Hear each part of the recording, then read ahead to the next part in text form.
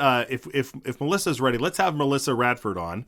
She was seen in that news story. That was you, right, Melissa? That was me. That was you. Fantastic. All right. Well, welcome to the program. What I really want to focus on today is how you were able to mobilize and what happened with this bill, because we set it up. The bill was presented about a month ago. It's been sitting in committee for a long time, and I'm sure you guys were excited that this bill was presented, and then it just sort of lingered there. What bring us to that point where you decided you needed to do something? I mean, we've been developing an association across, well, first of all, in Coeur d'Alene, when all this kind of started about a year and a half ago, we formed a Facebook group because we're like, this isn't right. We need to see if we're not the only ones that this is affecting. And so we formed the CDA Vacation Rental Alliance and had a Facebook group and got, members, and we formed a 501c6, and, we have a board and everything. We're very official. And so just to kind of start some outreach within our community, because we know how much positive we bring to our communities, but, in jobs, in supporting businesses, in welcoming families to our city. Not everybody wants to stay in a hotel, and that's great. We're just another option. So we started with that, and then the opportunity came up with Jordan Redmond last spring to kind of work on this bill that he had planned, and I was able to participate and kind of help him clean it up and make it so that it would really truly protect our property rights in the way that the Constitution says it needs to. Cities across Idaho have overstepped that line so far, and as we worked on this with him, I started reaching out and finding that this is happening across the state, and we're not even the worst in Coeur d'Alene. Places like McCall and Island Park and Bear Lake and several other communities in our state are struggling under this same overreach. I mean, it's abuse of power at its worst, and these cities think they're completely justified, and they're not held accountable. And the law that currently is in place in the state of Idaho for short-term rentals acknowledges that we are beneficial use, that we are residential use, that we benefit the economy in huge ways. It protects our property rights, but there was enough kind of ambiguous language in there that cities have just driven the truck right through the Constitution. Okay. And so that's what this bill does.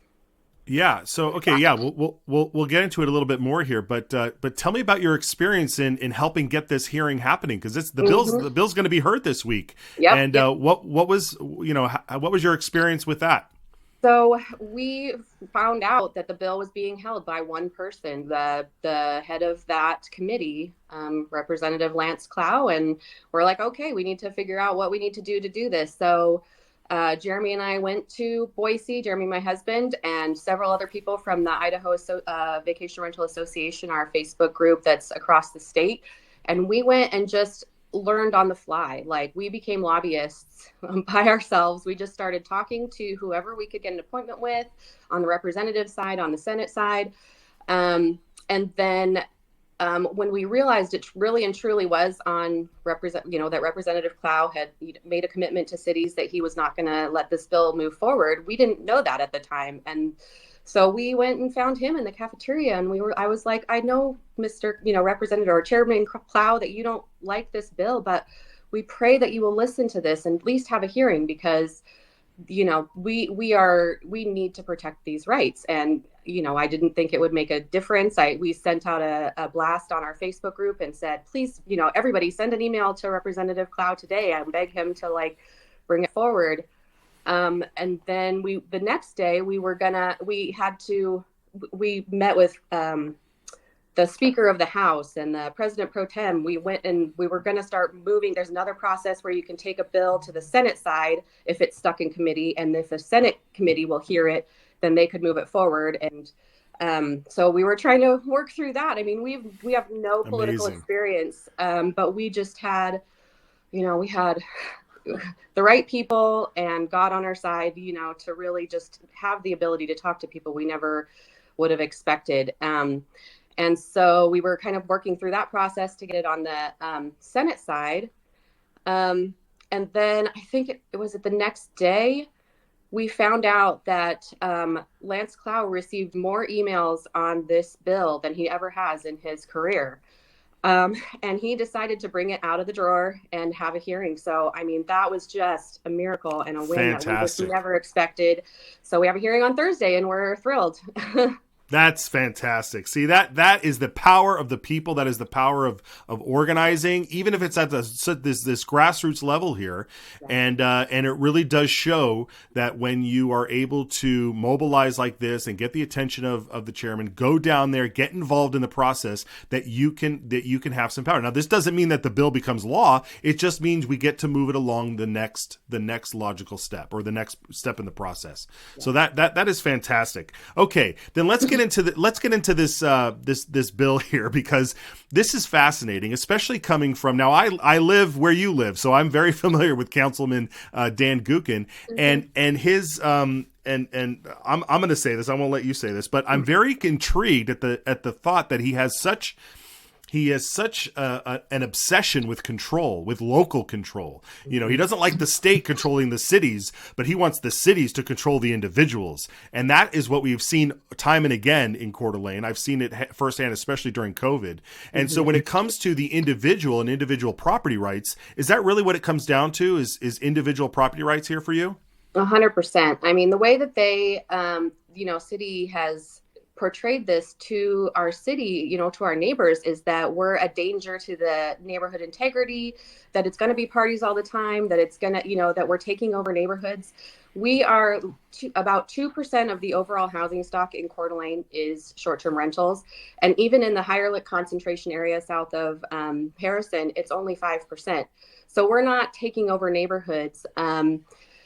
And the other, real big piece of data that I, shared early on, we got data from the CDA PD we asked for how many noise and disturbance complaints did you get in the previous 2.5-year period? And then we did it again this year for the previous 1-year period.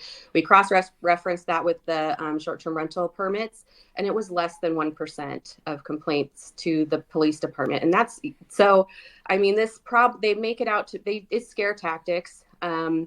And, we wanted to really share the truth. And that's the truth, is we benefit the town so much. We bring well-paying jobs to all kinds of people that work through, that like house cleaners and, furniture stores and, and also just the businesses that our guests frequent downtown. I mean, our town thrives because we have options, because we can have families here.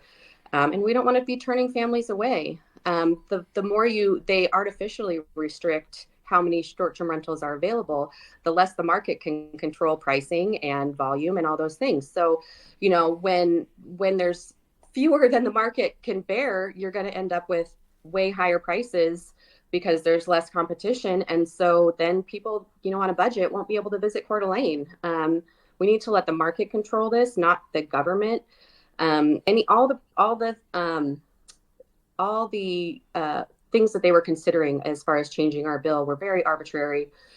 And, things like lotteries and caps and distance, like you can't plan your future that way. And we know that the market will naturally keep us in a good level. But anyway. Yeah, I mean that's the principle of a free market, the demand, the supply, and then also the attractiveness of your business. So now tell me about this. Now a lot of folks say, Airbnbs get trashed because of parties, and there's the garbage piles up, and it's really messy and all that sort of thing. And I don't know, I've used Airbnbs before. Whenever I show up to a house, they're pretty clean. But what do you say to those detractors that say that Airbnbs just bring down the value of at least the aesthetic of the neighborhood that they're in?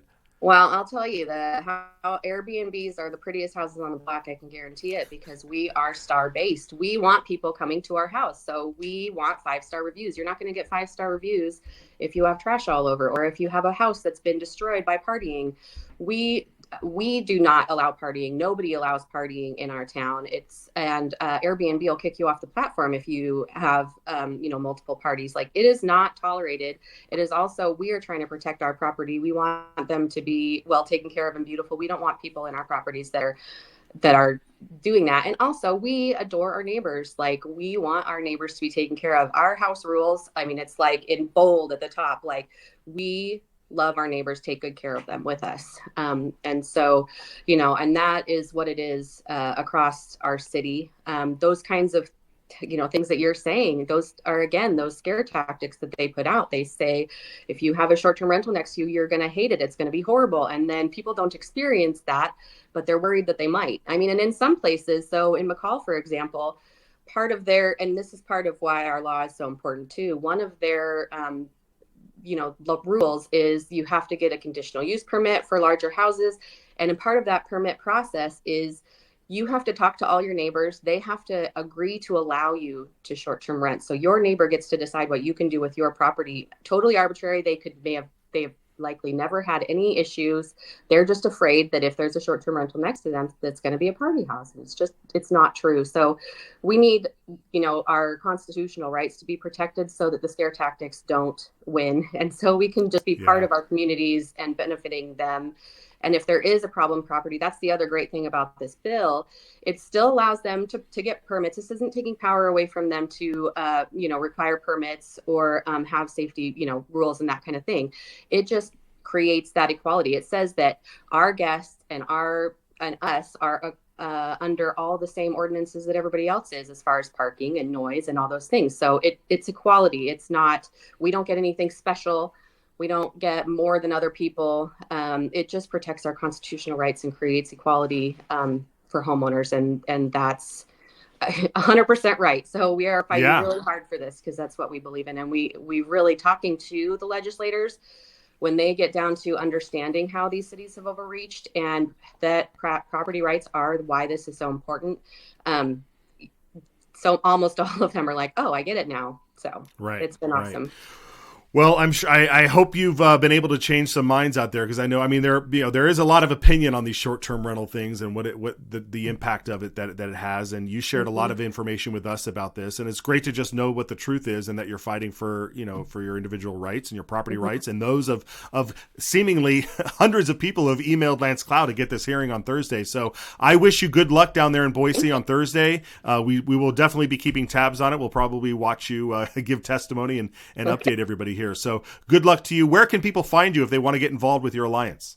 Thank you. So we have a Facebook page, the CDA Vacation Rental Alliance, that you should be able to find. And also for the statewide level, it's the Idaho Vacation Rental Association.